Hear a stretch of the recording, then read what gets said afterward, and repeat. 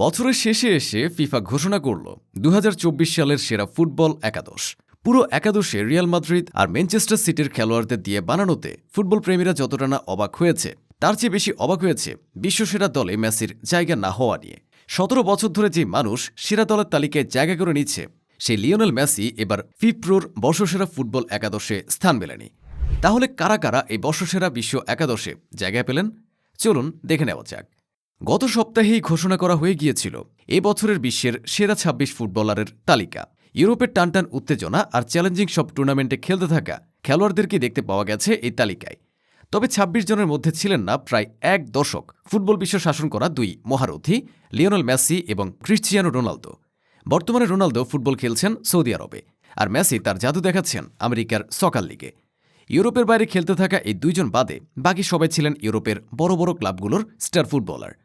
কিন্তু শেষ পর্যন্ত ১১ জনের স্কোয়াডে জায়গা মিলেনি মেসি বা রোনালদোর। ২০২১ সালের পর থেকে বর্ষসেরা বিশ্ব একাদশে জায়গা করতে পারছিলেন না ক্রিশ্চিয়ানো রোনালদো, কিন্তু মেসি আমেরিকায় ফুটবল খেলেও এই তালিকায় জায়গা করে নিতে পারছিলেন। তবে এবার সেই জয়রথ থেমে গেল।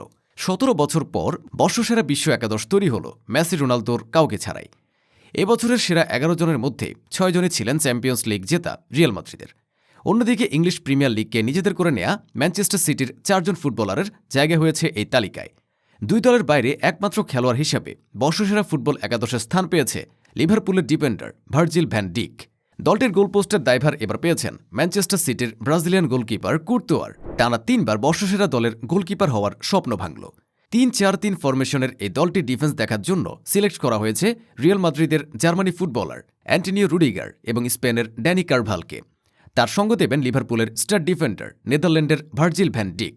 মধ্যমাঠের নিয়ন্ত্রণের জন্য ফিফা এবার ভরসা রেখেছে রিয়াল মাদ্রিদ এবং ম্যানচেস্টার সিটির উপরেই।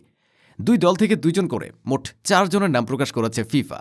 রিয়াল মাদ্রিদ থেকে ইংলিশ ফুটবলার জুড বেলিংহাম এবং সদ্য অবসরে যাওয়া জার্মান মিডফিল্ডার টনি ক্রুজকে, আর ম্যানচেস্টার সিটি থেকে এবছরের ব্যালন্ডিয়ার জেতা আরেক স্প্যানিয়ার্ড রোদ্রি এবং বেলজিয়ামের কেভিন ডি ব্রুনাইকে মিডফিল্ডে দেখার জন্য সিলেক্ট করেছে ফিফা। কয়েক বছর ধরে স্ট্রাইকারের ঘরে ৪ জনের নাম ঘোষণা করলেও এবছর স্ট্রাইকার হিসাবে বর্ষসেরা ফুটবল একাদশে জায়গা পেয়েছেন ৩ জন। রিয়াল মাদ্রিদ থেকে গত বছরের মতো এবছরও বর্ষসেরা একাদশে জায়গা করে নিয়েছেন ব্রাজিলিয়ান স্ট্রাইকার ভিনিসিয়াস জুনিয়র। অসাধারণ ফুটবল খেলে ২০২১ সাল থেকে ফুটবল বিশ্বের এক বিশ্ব হিসেবে পরিচিতি পাওয়া আর্লিং হাল্যান্ড টানা চতুর্থবারের মতো সেরা ১১ জনের তালিকায় স্থান পেয়েছেন। তিনি প্রতিনিধিত্ব করছেন ম্যানচেস্টার সিটিকে। তালিকার তৃতীয় নামটি হচ্ছে ফ্রান্সের আরেক বিস্ময় বালক কিলিয়ান এমবাপ্পে। রিয়াল মাদ্রিদের স্ট্রাইকার হিসাবে বছর শেষ করলেও ২০২৪-এর একটা বড় সময় তিনি খেলেছেন প্যারিস সেন্ট জার্মেইনের হয়ে। তাই এমবাপ্পের বর্ষসেরা বিশ্ব একাদশে স্থান পাওয়া নিয়ে প্যারিস সেন্ট কিছুটা গর্ব করতেই পারে। বার্সেলোনার হয়ে স্বপ্নের মতো এক সিজন পার করা লামিনে ইয়ামালের জায়গা হয়নি এই একাদশে। এজন্য বার্সেলোনার সমর্থকরা কিছুটা হতাশ। কিন্তু বার্সেলোনার সমর্থকরা অনেক বেশি হতাশ লিওনেল মেসির এই তালিকায় জায়গা না হওয়ায়। তবে দিন শেষে নতুনদের জন্য ছেড়ে দিতে হয় স্থান, এটাই পৃথিবীর নিয়ম।